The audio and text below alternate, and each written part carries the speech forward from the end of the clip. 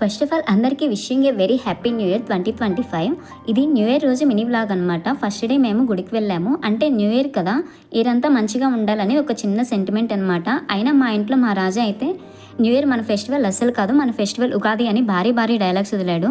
అయినా మనకి కొంచెం సెంటిమెంట్ ఫాలో అవుతాం కాబట్టి సో అలా టెంపుల్కి అయితే వచ్చేసాము.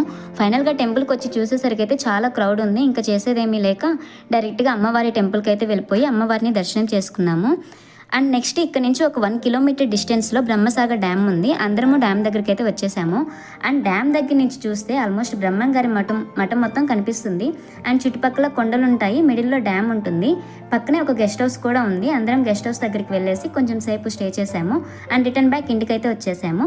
ఫైనల్గా అందరికీ 2025లో అనుకున్నవన్నీ జరిగి మంచిగా సక్సెస్ అవ్వాలని కోరుకుంటూ again wish you happy new year 2025. అంతే వీడియో. బాయ్.